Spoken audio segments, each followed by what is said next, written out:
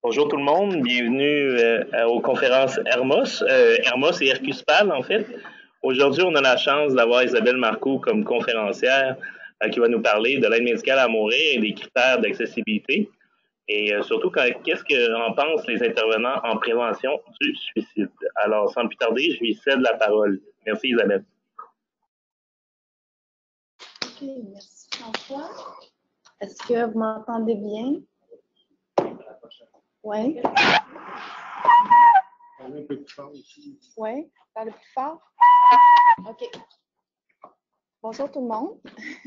Donc, ceux qui sont ici visuellement que je peux voir, mais aussi ceux qui sont là virtuellement.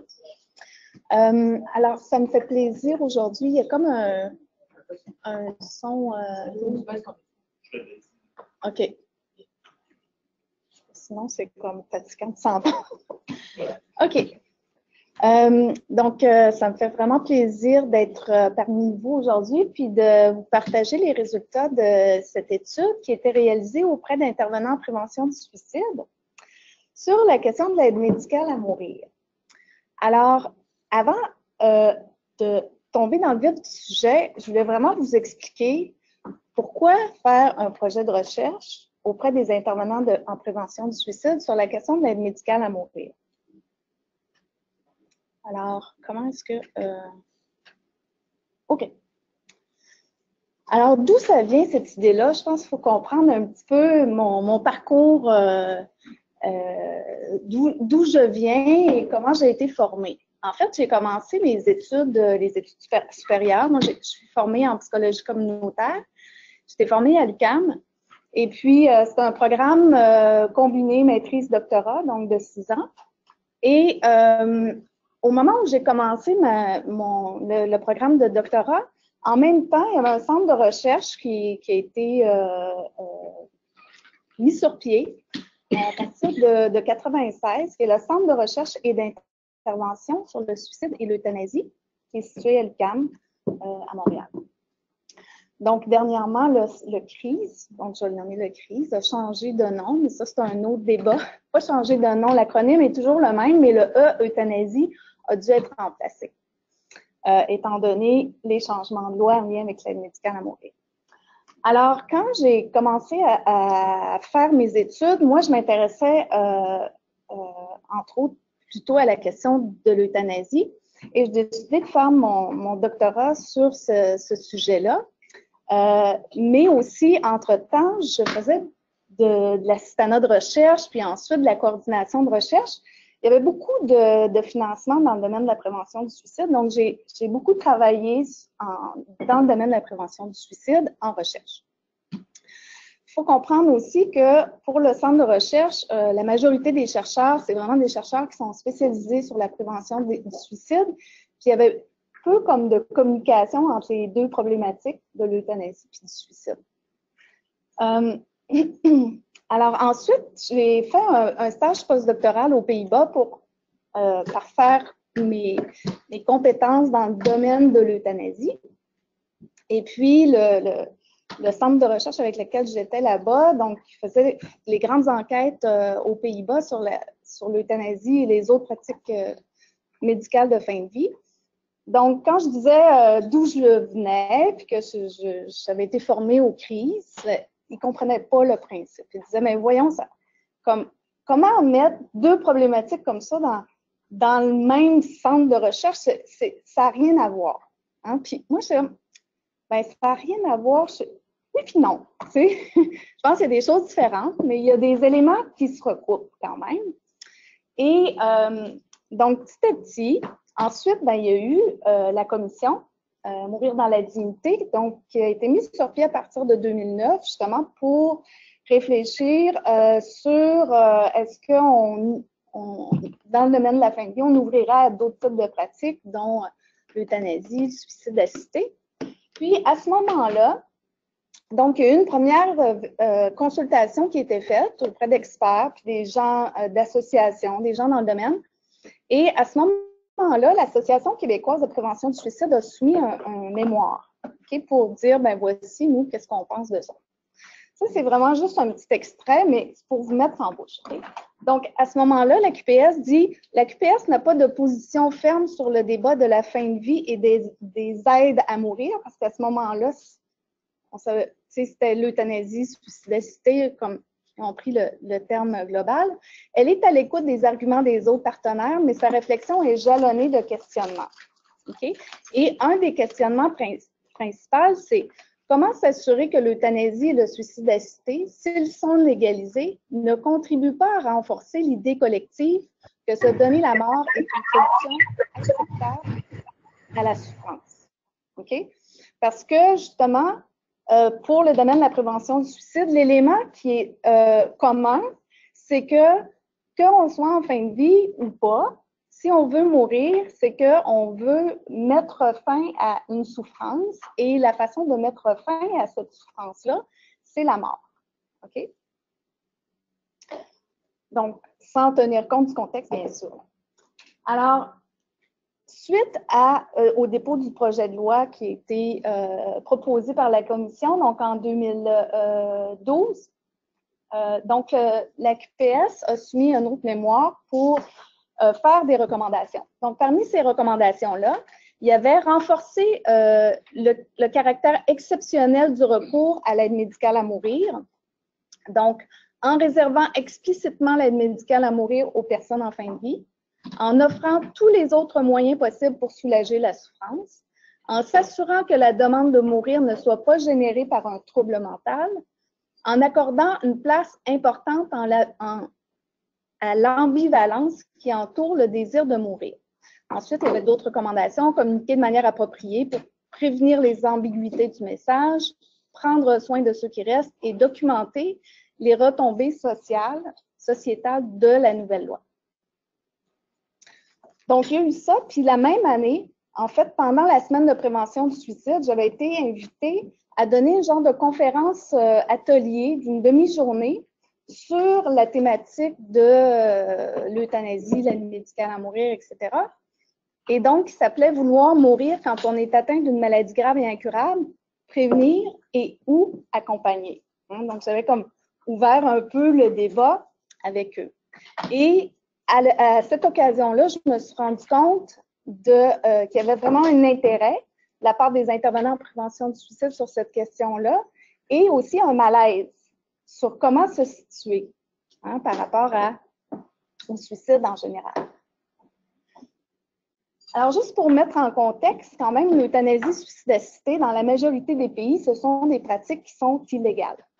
Donc, il y a eu des changements récents des lois. Donc, au Québec, la loi qui a été passée sur les soins de fin de vie en 2014, qui inclut dans cette loi-là la possibilité de permettre l'aide médicale à mourir, donc qui est entrée en vigueur à la fin 2015, et aussi au niveau fédéral, donc une modification du Code criminel pour permettre l'aide médicale à mourir. Alors, les deux lois utilisent la même terminologie, mais il y a des petites distinctions. Alors, je voulais quand même aborder ça parce que c'est important. Donc, au niveau québécois, il existe un type d'aide médicale à mourir qui est défini comme étant un soin consistant en l'administration de médicaments ou de substances par un médecin à une personne en fin de vie, à la demande de celle-ci, dans le but de soulager ses souffrances en entraînant son décès. Okay? Tandis qu'au niveau fédéral, l'aide médicale à mourir réfère à deux types de pratiques. La première, administrer directement une substance qui cause la mort, telle qu'une injection d'un médicament. Donc là, on fait le lien avec la définition du Québec.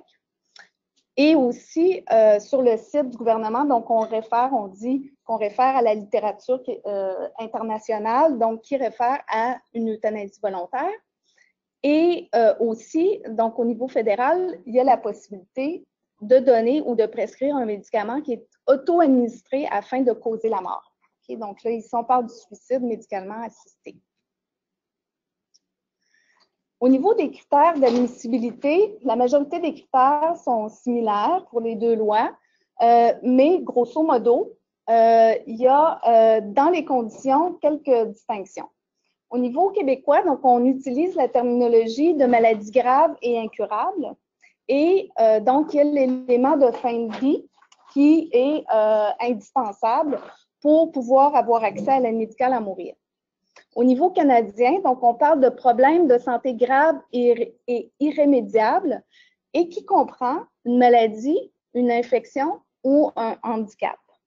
Et il y a aussi l'élément de mort raisonnablement prévisible au niveau fédéral qui, d'une certaine façon, on l'interprète d'une façon plus large que le Québec et on dit justement que la mort raisonnablement prévisible ne signifie pas que la personne doit être en fin de vie. Okay? Donc, il y a une possibilité d'être plus,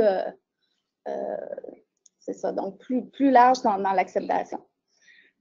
Et au moment où il y a eu la passation de la loi au niveau fédéral, il y a eu aussi la mise sur pied de comités de réflexion sur est-ce qu'on devrait ouvrir l'aide médicale à mourir à d'autres types de personnes, de conditions, dont les mineurs matures, les demandes anticipées, notamment dans le cas des personnes atteintes d'Alzheimer, donc qui deviendraient incapables à un certain moment donné de leur parcours. Donc, est-ce que ces personnes-là pourraient faire une demande anticipée? En ce moment, ce n'est pas possible.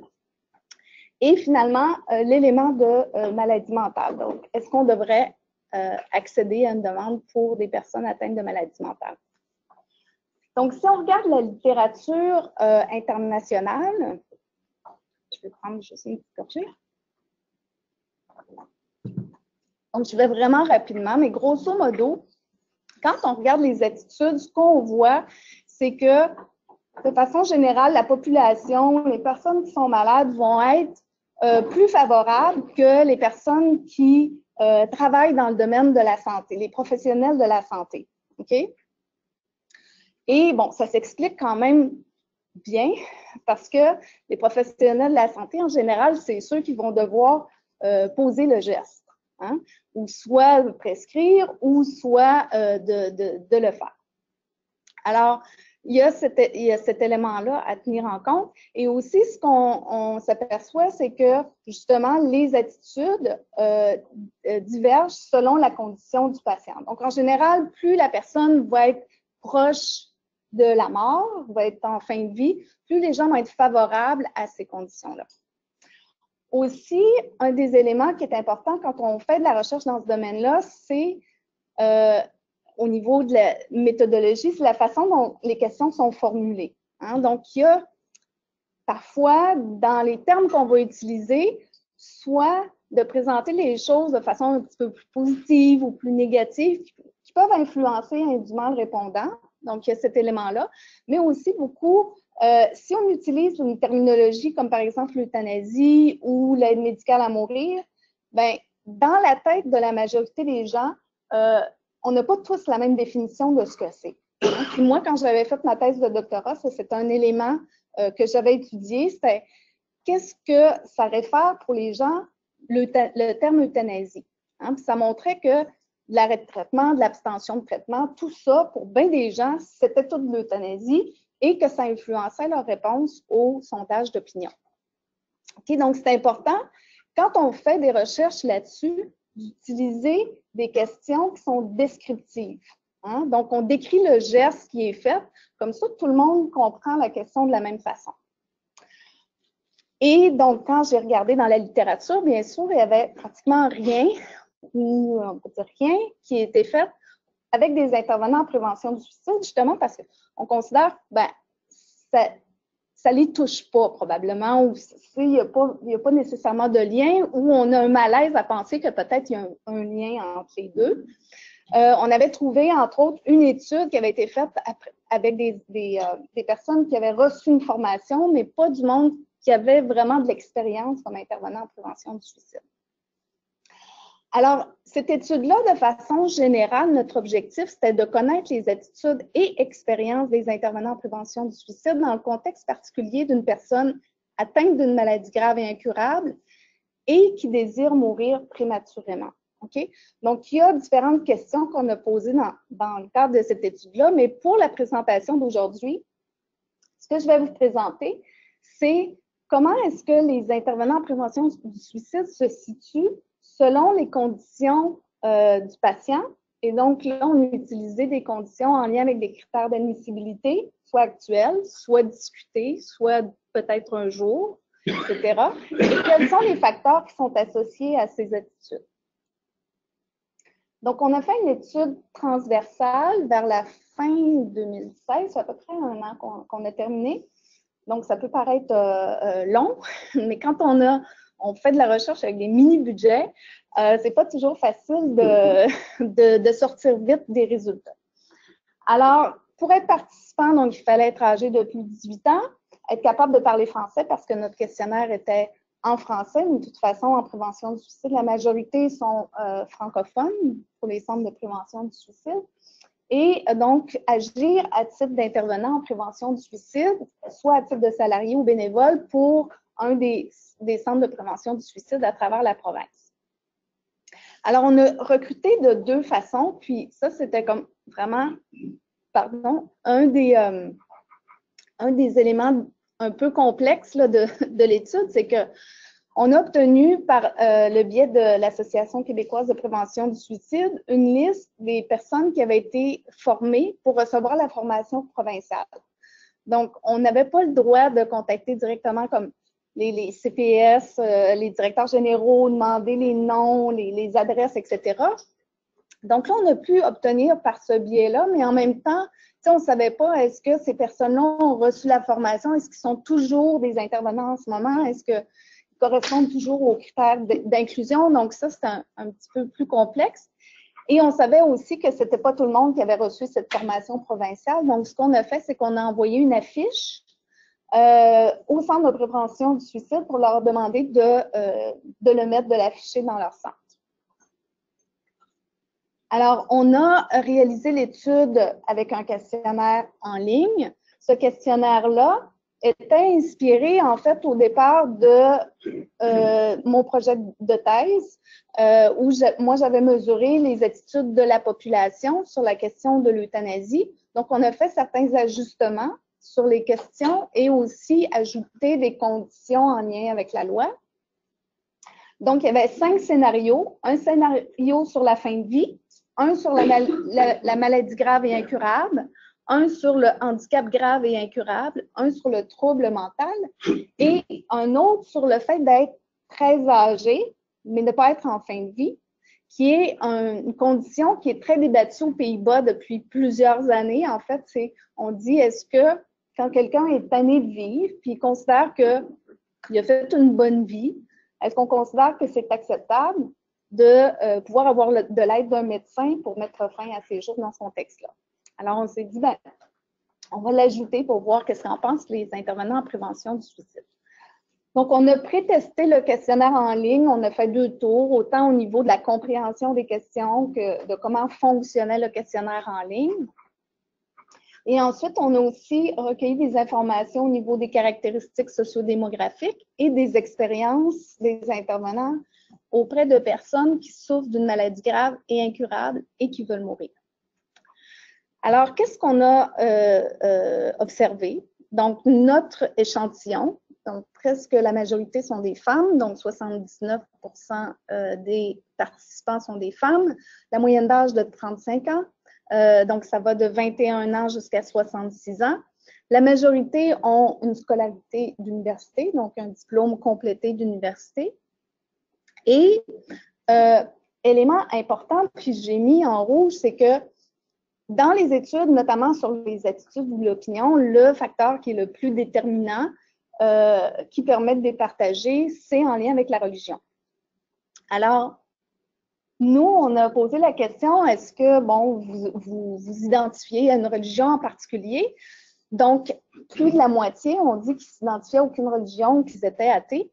Et le reste, pratiquement, ont dit qu'ils s'identifiaient comme étant catholiques. Et ça, c'est très caractéristique du Québec. Donc, les gens se disent catholiques, mais ils ne pratiquent pas.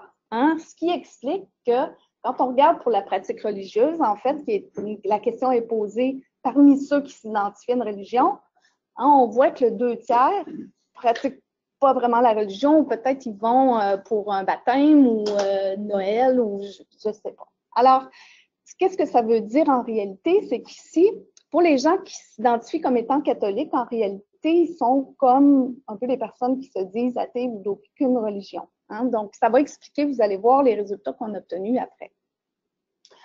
Donc, résultat surprenant, on a demandé dans la section des expériences professionnelles, avez-vous déjà été confronté à une situation où une personne adulte voulait mourir et disait être atteinte d'une maladie grave et incurable?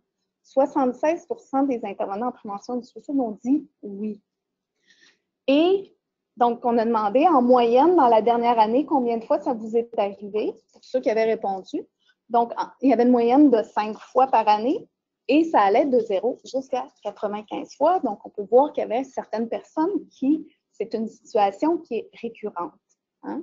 Donc, ça, c'est quelque chose d'intéressant parce qu'on n'a pas jusqu'à maintenant de données là-dessus qui permettent de comprendre que, ben, oui, les intervenants en prévention du suicide peuvent être amenés à avoir des appels de personnes qui veulent mourir, mais qui disent, ben, moi, je suis atteinte d'une maladie. Donc ici, on a demandé ensuite qu'ils nous indiquent de quel type de maladie ces personnes étaient atteintes. Donc, on voit vraiment une panoplie de maladies, mais principalement de cancer et quand même une proportion importante de personnes atteintes de sclérose en plaques. Donc, ensuite, AVC, Alzheimer, SIDA, fibrose kystique, fibromyalgie. Donc, une proportion disait qu'ils ne savaient pas, ils savaient que la personne était atteinte d'une maladie, mais que la personne ils ne savaient pas c'était quoi. Arthrite, diabète, maladie du cœur, SLA, insuffisance rénale, ostéoporose, etc.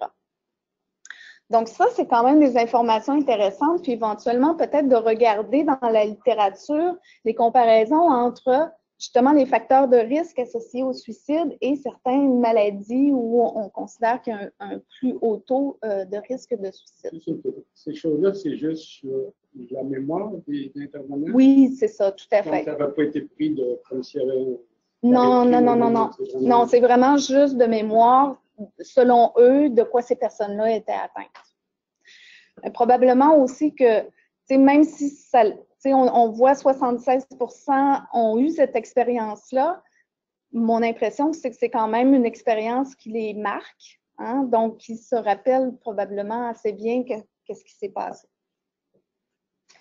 Donc ici, si on regarde au niveau des attitudes, donc j'ai un premier graphique où j'ai regroupé ensemble acceptable et puis inacceptable et le fait de dire je ne sais pas ou je refuse de répondre à la question. OK, donc ce qu'on voit ici, c'est que la condition qui récolte le plus d'appui, bien sûr, c'est, comme on a vu dans la littérature, les personnes qui sont en fin de vie. Donc, la notion de la fin de vie est ici importante. Donc, on voit quand même qu'il y a une majorité d'intervenants en prévention du suicide qui sont favorables. Donc, je pense que c'est acceptable dans une condition de fin de vie de demander à un médecin de mettre fin à ses jours par injection de médicaments. Donc, quand on pose la question sur la maladie grave et incurable, mais sans qu'il y ait de notion de fin de vie, donc là, on voit qu'il y a une proportion un petit peu plus grande de personnes qui vont trouver que c'est inacceptable dans ce cas-là, mais il y a quand même une majorité qui vont trouver que c'est tout de même acceptable. Ensuite, si on regarde au niveau du handicap grave et incurable, donc là, on voit que vraiment une forte proportion de gens qui considèrent que dans le cadre du handicap, donc que ce n'est pas acceptable d'obtenir l'aide médicale à mourir. Et le prochain, donc qui est le scénario de la personne qui est très âgée. Donc ici, ce qui a été surprenant, c'est qu'on a eu une très forte proportion de personnes qui ont refusé de répondre à la question. Okay? Donc près de 64%. Et finalement, dans le cas du trouble mental, presque tout le monde était donc vraiment défavorable à la possibilité d'obtenir l'aide médicale à mourir dans cette condition-là. Si on regarde ici, là, j'ai mis vraiment toutes les catégories avec tout à fait acceptable, plutôt acceptable, etc. Donc, et en faisant la distinction entre le refus de répondre ou je ne le sais pas. OK? Donc, on voit pour la proportion pour les personnes très âgées que c'est vraiment un refus de répondre. Alors, qu'est-ce que veut dire ce refus de répondre?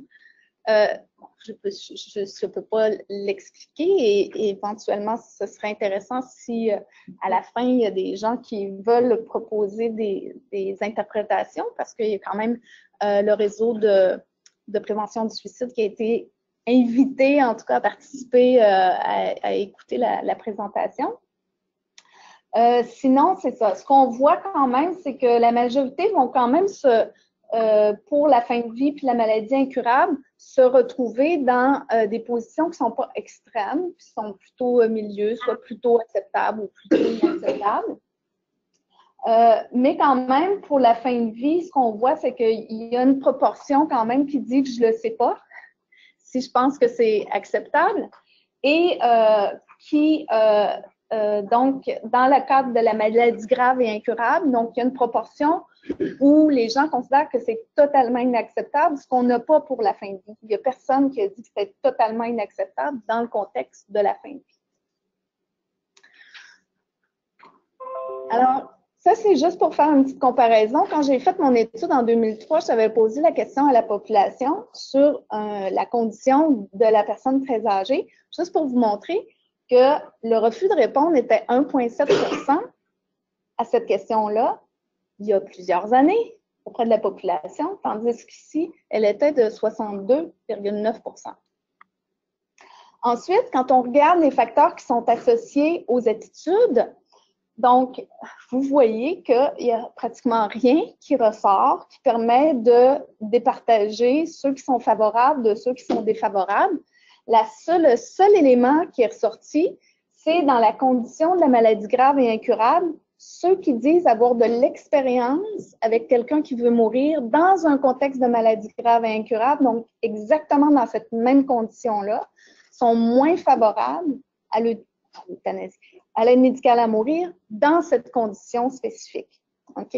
Puis ça, ce qui est intéressant, c'est que quand on regarde dans la littérature aussi, c'est que souvent, on va voir que ceux qui ont plus d'expérience, par exemple, en fin de vie, en soins palliatifs, etc., c'est souvent ceux qui sont plus réticents par rapport à l'euthanasie ou suicidacité ou, si on veut, l'aide médicale à mourir.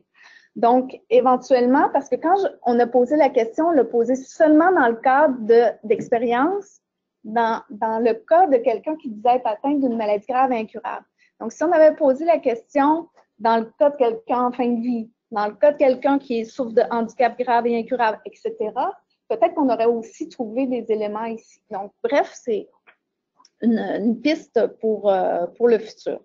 Ensuite, le fait qu'on n'a pas trouvé de différence par rapport à la religion, entre autres, dont je vous disais, c'était vraiment bien documenté dans la littérature, mais ici, c'est particulier de notre échantillon, parce qu'il y a vraiment beaucoup d'homogénéité au niveau de la scolarité, par exemple, au niveau de la religion, donc qui explique que probablement on n'a pas été capable de détecter des différences selon les groupes.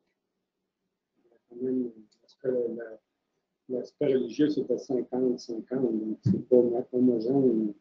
Non, mais sauf qu'étant donné que on voit que ceux qui disent qu'ils sont catholiques, ils ne pratiquent pas leur religion, en réalité, c'est documenté. Il y a vraiment des études qui ont été faites là-dessus puis qui montrent que sur la question de la religion au Québec, le fait de demander l'affiliation religieuse en soi, c'est pas un bon indicateur. Il faut vraiment regarder l'importance de la religion dans la vie, la pratique religieuse, etc., pour aller capter ces différences-là. Okay?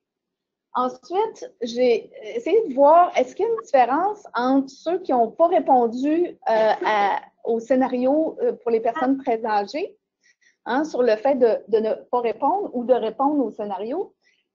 Et le seul élément sur les caractéristiques sociodémographiques qui est ressorti, c'est l'âge. Et c'est quand j'ai fait une coupure de ceux qui ont 50 ans et plus versus ceux qui sont moins de 50 ans. Donc, ceux qui sont moins de 50 ans étaient plus nombreux à ne pas vouloir répondre à cette question-là. Okay? Et enfin, ensuite, j'avais regardé aussi avec les autres scénarios, donc ceux qui considèrent que c'est acceptable, inacceptable. Donc, ce qu'on voit, c'est ceux qui considèrent les autres scénarios comme étant inacceptables sont plus nombreux à ne pas vouloir répondre au scénario de la personne très âgée. Okay? Donc, ce serait eux qui serait plus difficile pour eux là, de statuer sur ce scénario-là. Combien de temps est-ce qu'il me reste, François? J'ai encore, c'est bon? Je suis dans mes temps? OK. Je vais m'assurer que je ne suis pas en train de déborder. Alors, les forces et les faiblesses de l'étude, bon, mais à notre connaissance, c'est vraiment la première étude qui a été faite auprès de cette population-là, sur ce sujet-là. Donc, autant au niveau national qu'international, je pense que c'est quand même une contribution intéressante. Après, il faut voir qu'est-ce qu'on fait avec tout ça.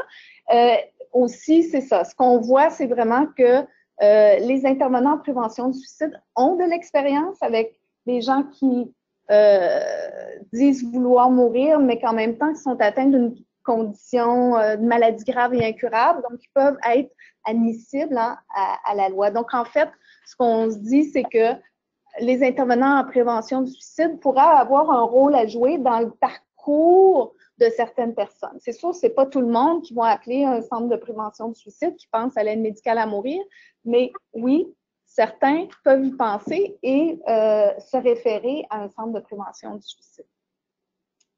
Donc, les faiblesses, bien sûr, il y a au plan de la représentativité. C'est très difficile de déterminer un taux de participation, étant donné, comme je vous disais tout à l'heure, la façon dont on a procédé pour faire le recrutement. Hein? Donc, on a comme essayé de recruter la population des intervenants à travers tout le Québec. Donc, ce n'est pas un échantillon, un sous-échantillon d'un échantillon. Ce qu'on voit, c'est que justement, la liste qu'on avait reçue des personnes par la QPS, donc contenait 347 courriels personnalisés. Mais encore là, comme je disais tout à l'heure, c'est difficile de savoir si c'est des gens qui correspondent encore aux critères d'admissibilité. Aussi, on a demandé au Centre de prévention du suicide combien ils avaient d'intervenants qui travaillaient dans leur centre pour avoir une idée de proportion. Et ce qui ressortait de l'ensemble des centres de prévention du suicide, c'est qu'on considère qu'au niveau des salariés, il y aurait 267 salariés au moment où on a fait l'enquête dans l'ensemble des centres de prévention du suicide à travers le Québec. Donc, nous, on avait 93 salariés dans notre échantillon. Donc, à peu près 93 sur les 267, tandis que les bénévoles, il y en aurait à peu près 329 à travers le Québec. On avait juste 7 bénévoles qui ont participé à l'étude. Donc, ce serait principalement quand même des gens qui travaillent plus, soit à temps plein ou à temps partiel, mais quand même qui font ça pour leur travail de tous les jours. Alors, un autre élément aussi à tenir en compte, c'est que dans la formulation des scénarios qu'on a fait, il y a des petites distinctions aussi avec les conditions de la loi actuelle, notamment sur les conditions du handicap grave et incurable, parce que dans la loi fédérale, on réfère à l'élément quand même de mort raisonnablement prévisible, ce qu'on n'a pas ajouté dans notre scénario. Donc, ce qui peut expliquer aussi le fait qu'il y a beaucoup d'intervenants qui sont contre ça. Donc, ça, ce serait quelque chose à tenir en compte dans une prochaine étude. Mais ce qui est intéressant, c'est que pour la maladie grave et incurable, aussi, on n'avait pas mis l'élément de mort raisonnablement prévisible. Mais ce qui est intéressant, c'est qu'en ce moment, la loi est contestée, hein, donc la loi québécoise et la loi fédérale, sur l'élément justement de la fin de vie pour le Québec et de la mort raisonnablement prévisible pour le fédéral. Hein. Donc, on veut enlever cet élément-là. C'est ça la contestation en ce moment qui est faite de la loi. Alors, ce qu'on voit, nous, c'est que sans l'élément de la fin de vie, il y a quand même une majorité qui sont favorables à ça, mais il y en a plus qui considèrent que c'est totalement inacceptable que quand il y a vraiment l'élément de la fin de vie qui est présent. Donc, en conclusion, ce qu'on a vu, les attitudes varient selon la condition de la personne qui désire mourir prématurément. Les expériences des intervenants en prévention du suicide auprès des personnes qui veulent mourir et qui sont atteintes d'une maladie grave et incurable semblent fréquentes et influencent leurs attitudes dans cette condition spécifique de la maladie grave et incurable. Bon, l'homogénéité de l'échantillon peut expliquer le fait qu'on n'a pas trouvé de facteurs qui permettent de distinguer ceux qui sont favorables ou défavorables. Et d'autres études sont nécessaires Donc, la relève, pour mieux comprendre le lien entre les attitudes et les expériences. Donc là, en faisant justement varier les conditions, l'expérience avec la condition spécifique, hein, pour voir si ça joue. Et aussi, de mieux comprendre pourquoi est-ce que les intervenants en prévention du suicide étaient mal à l'aise de répondre à la question sur le scénario de la personne qui est très âgée, qui désire mourir et de l'acceptabilité de recevoir de l'aide d'un médecin dans cette condition-là. Alors, je voulais aussi remercier plusieurs personnes parce que c'est vraiment un travail de longue haleine. Ça a commencé petit, des discussions qu'on a eues. Donc, l'Association québécoise de prévention du suicide a été quand même très impliquée dans le projet, entre autres Catherine Rio qui est ici, donc merci Catherine d'être présente, et Kim Bass qui est responsable de la formation. Donc, merci aussi aux intervenants, donc ceux qui sont peut-être en ligne, merci d'avoir participé au projet, d'avoir contribué et partagé votre expérience là-dessus. Et les personnes aussi qui nous ont aidés à valider, à tester le questionnaire, les directeurs des centres de prévention du suicide qui ont accepté qu'on diffuse dans leur centre, et aussi 2 étudiantes qui travaillent sous ma supervision, donc qui m'ont aidé avec le processus. Puis on a obtenu un petit financement de la Faculté des sciences de la santé de l'Université d'Ottawa pour gérer là, une petite partie de la collecte de données. Alors, voilà. Questions, commentaires, suggestions d'interprétation, etc.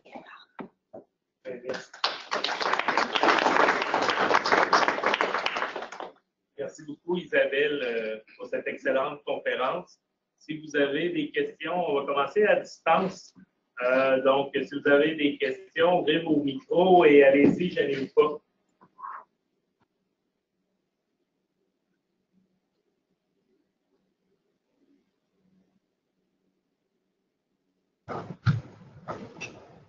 Est-ce qu'il y a des questions?